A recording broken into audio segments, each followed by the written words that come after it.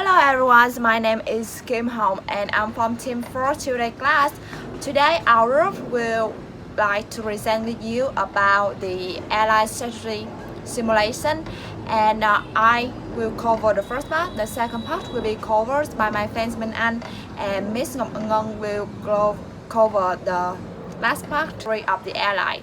So I believe that this KE makes us become the new team of managers of this airline.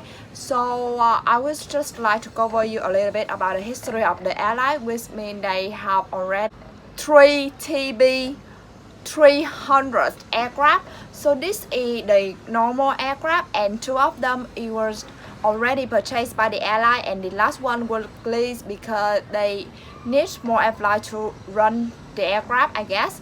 So the load factor has been from 8 to 26% per flight and the load factor is about 60%. So I believe that this airline is normally they play in the normal rise strategy. The next one would be the regulator environment. So when I said about the regulator environment, I would say the maintenance program exceeding regulatory requirement to decrease length out of service time to increase safety. So when I said it's more about the maintenance program that the government require the aircraft to follow them up to make sure that everything is safety. So the next part I would like to say you is the airline advertisement. Okay, so many types of plan result in high costs and as you can say the variety require that the maintenance department have to stock small parts and train mechanics to work on larger variety of aircraft. So there are 2 types of aircraft which is turbo and jet. When you the jet type of aircraft will be more efficient when you work with the luxury rise strategy because they are more quiet and they also fly faster and they also comfortable if the customer don't really worry about the rise and they want to travel in a flight that they really feel comfortable in it, the jet could be the better choice. But if you're running the discount and normal rise strategy, I believe that turbo would be the better one because it's cheaper.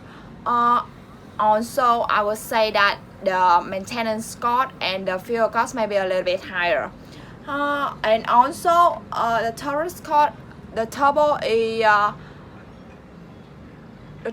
cheaper. And next one I will tell you about the region and route. So there is total 5 route and 6 regions and every region is the same, so I just focus more on the route. As you can see from the graph is already clearly described, so I'm not saying about it too more. I would like to mention about 2 kind of route that are not in the table, which is F represent for foreign and R represent for resort, and they're saying that they're about like the daily system perform which go about like 30 to 60 of that 30 to 60 of system performance, and currently the competitors in the would be not too much. And also the mile trips is about the R road, the resort road is about like 600 miles and the foreign road is about like 220 miles. And yeah, I guess that all about the region and road. Next I would love to tell you about the flight scheduling. As we all know, an airline would not generate any profits, it will just stay on the ground, right? So the number of flight per day is crucial factor for the success of the airline. Too few airlines will make your company your passenger to ride to the nearest competing hub, and too many could be costly to maintain. And except for the resort and foreign run, it's not practical to fly only 1 or 2 grounded flights per day into a market. there will be no passenger loyalty, and the cost to maintain a station would be prohibitive. Next, I will talk to you about the fares. I already told you about this in the last because our airline in the present time we play normal, so the fare rate is just like 35 cents per 6 miles. However, I would say that according to all the report, we do not make it profitable at that level. So now we have to choose which pricing strategy will be followed. Which would it be like the discount strategy, like pricing with a low cost, or maybe the pricing at a luxury airline? No matter what is your choice, you have to make sure that the fare is suitable for that strategy. For example, pricing at a low-cost airline may help stimulate demand, but one must also watch expense very carefully. And if you're pricing at a luxury or high-end airline, may improve your matrix, but only if your service provided is seen as enough a benefit that you can charge in higher rides without hunting demand. And in the bottom line, I'm saying that positioning our company to upgrade the strategy is really important. And next one, I would love to talk about the marketing. Marketing is really important because it's responsible for 75% of the tickets sold, and there are several types of marketing. First, I will talk about the promotion. Promotion it consists of package vacation, incentive plan for the travel agent who sell large number of tickets, frequent flyer program, familiarization trips for travel agents. Promotion is more about like cooperate with order to help to like all the sale agent to make them sell more our tickets. And then we have advertising, another part of marketing. Advertising is really like familiar with that, like we see ads in the television, in the radio, in the internet, or maybe in a flyer when we print it out and give it at the reception table, kind of that. Another type of marketing is sales force. So sales force is like a go between a remote business with a corporate and travel agents. And last but not least, the social responsibility. Well, this word, the CRS word, the CRS terms, it seems like getting more and more popular in our present time, right? So any firm they have to have the responsibility to manage public in addition to its stockholder, employees, supplier, creditors, competitor, government, and the local community and natural environment. I think that is the end of my part. The next part it will be presented by my friend Minh Anh. Hello, my name is Milan and I will continue with the next part, operations and organizations. As you can know that the operation cost is the important factor that will affect our profits directly. So when we're running these simulations, we should consider the operation cost in order to gain the higher profits. As an airline, so there will be several operation costs may occur when you're running this business, this kind of business, such as new stations costs, flight operations costs, maintenance costs, fuel costs, as well as cabin and food service costs.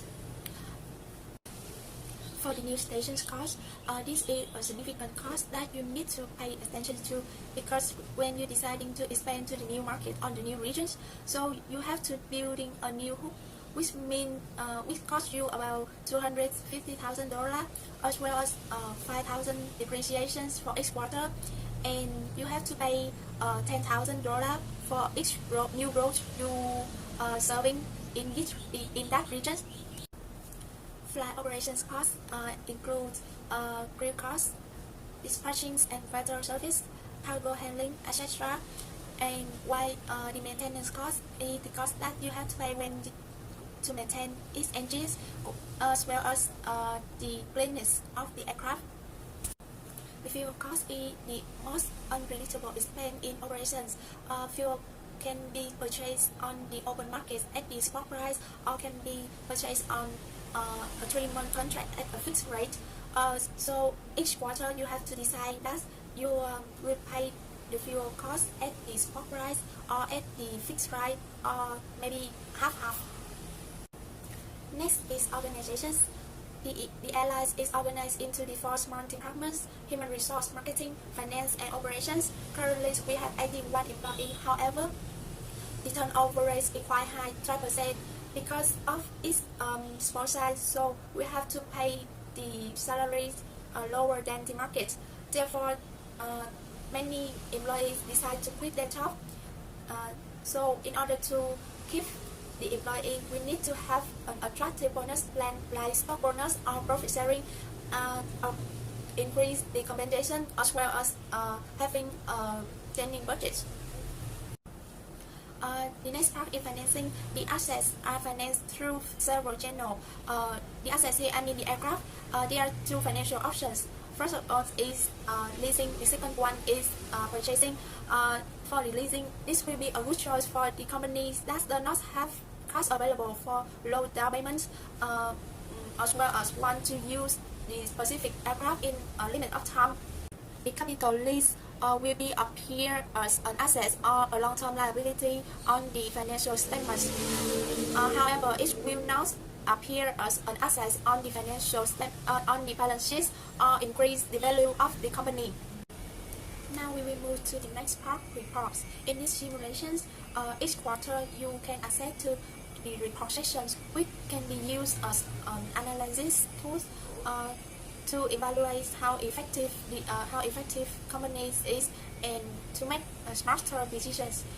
Company reports including income statements, balance sheets, as well as other internal reports. The income statements show the airline revenue, expense over a period of time. The balance sheets provide us a summary of assets, liability, and equity. Both of them, income statement and balance sheets, are used to identify the business problem. The cash flow statements show the source and the use of cash. A healthy company will have positive cash flow, which be generated by core operations. Otherwise, the negative cash flow are the results of investment, which could be sign of further growth in the future. The operation report provides critical information for evaluations the performance of the airline along with the quality and reliability rate. A sales report provides sale and load factor information for each role the airline serving.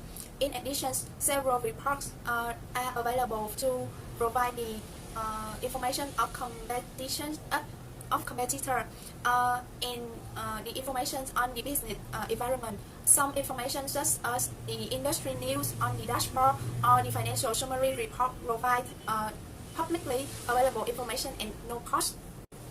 In addition, several reports provide the competitive data and information of business environments.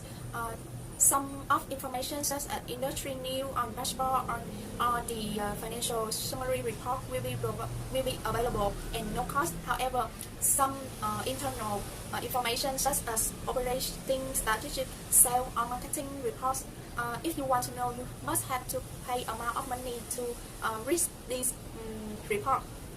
The next part is strategic options. In these simulations, there are 3 kinds of airline. The first one is discount, the second one is luxury, and the last one is the normal. With the discount airline, they're focusing on the low-end customer who are seeking for the carrier offering the lowest price. Therefore, the company needs to follow the cost leadership strategy, which reducing the operation costs as low as possible, offering attractive costs. In addition, they also need to adding more seats or choosing high demand route to maintain the high load factor. Having larger aircraft on the long distance.